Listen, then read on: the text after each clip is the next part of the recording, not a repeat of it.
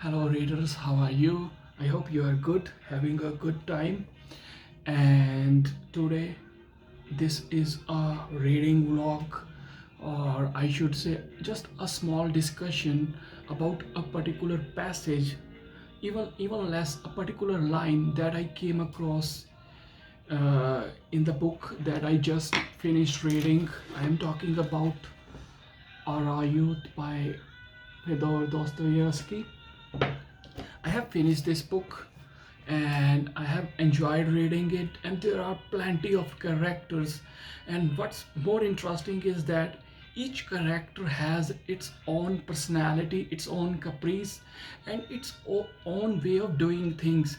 And when you read this, you will see a different voice and a different way of behaving in the society.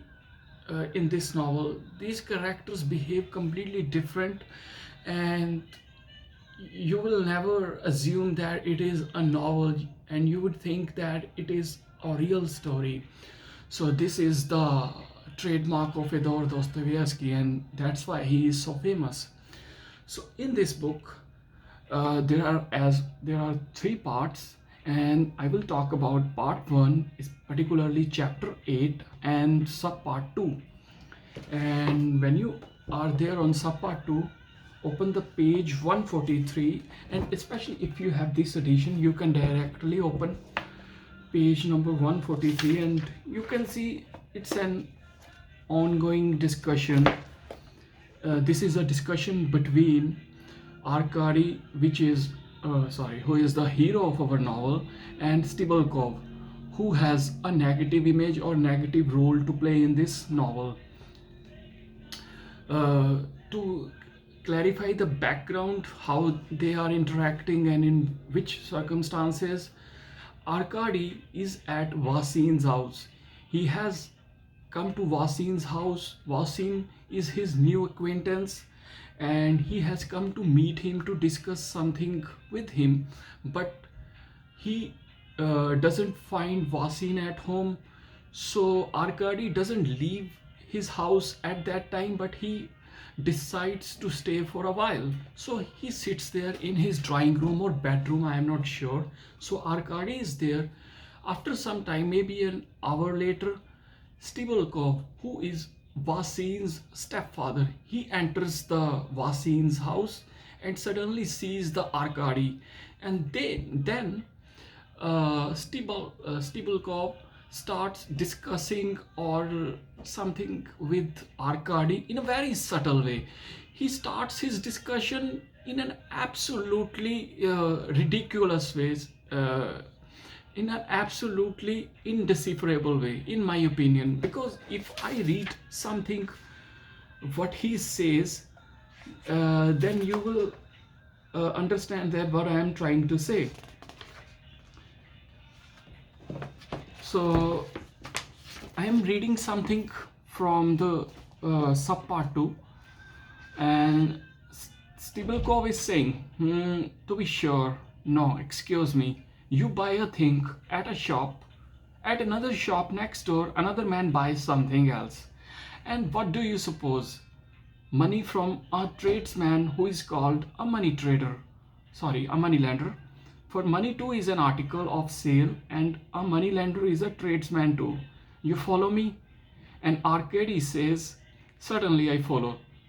Then Stibelkov continues, a third purchaser comes along and pointing to one shop, he says, this is sound. Then he points to the other shop and says, this is unsound. What I am to conclude about this purchaser?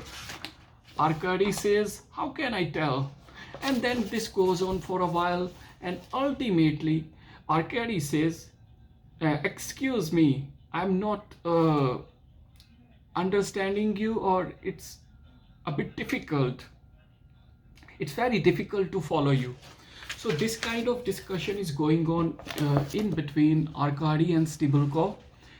And after some time, and this is the passage that is the major reason that I am here to discuss about this thing.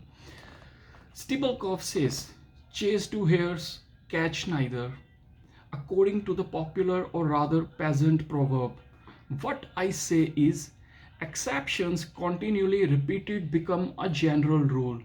He went after another hare, or to speak plain Russian, after another lady, and with no results. Hold tight what you have got. When he ought to be hastening a thing on, he potters about.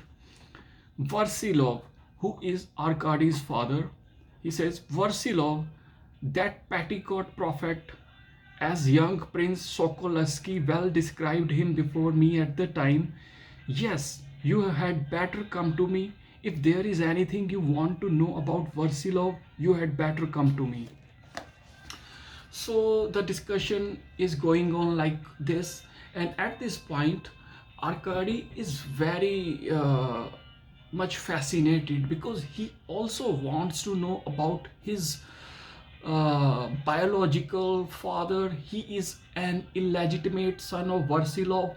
His legal father is Makarovich. Makarovich something, I'm sorry.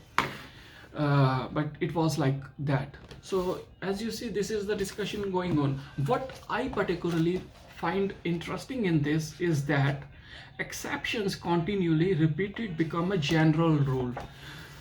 If we take this phrase from this novel and apply it to in our daily life or to a particular segment, like if we apply it to alcohol, then you will see that drinking alcohol is an exception and the norm is to abstain from alcohol.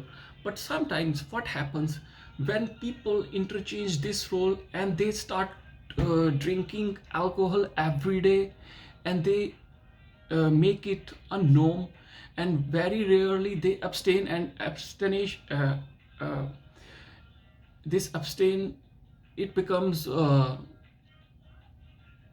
should I say? It becomes an exception.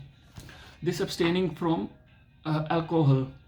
So in this case, every day a person is increasing his alcoholic content in his body, and he is harming himself, because the reason is that if we see the foundation, because he has distorted the basic rule. The basic rule is that uh, exceptions should be treated as exceptions, and they should not be made as a rule, and rules should be treated as rule, and they should never be sidetracked as exceptions.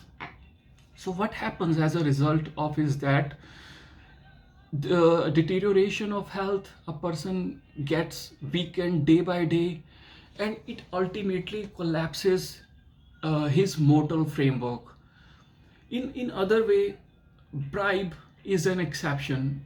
It is illegal, but if we consider it as an exception, then bribe is an exception, and not to take bribe is a rule. But sometimes when people changes the rules of exception and norm, and they take too much bribe, then definitely they destroy themselves, because they are in this labyrinth of vice, and from which it is very difficult to recover. They keep on getting bribes to satisfy their hunger, and this hunger never gets fulfilled.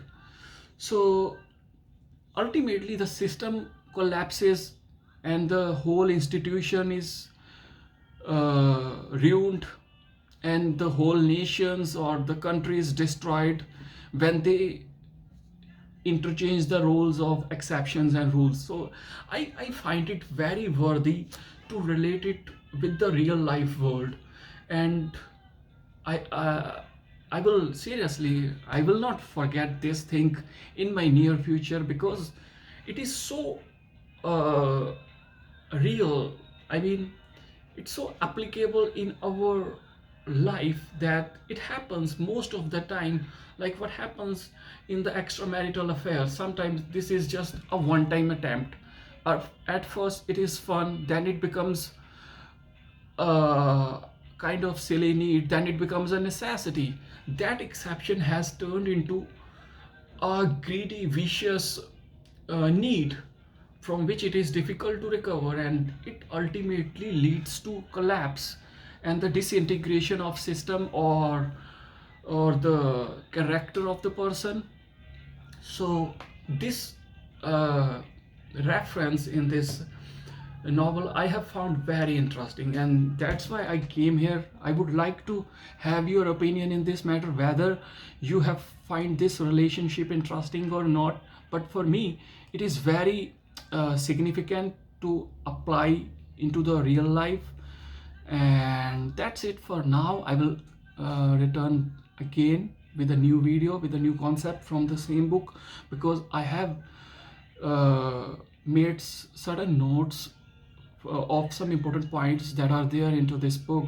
And for now, give me your permission and have a good day.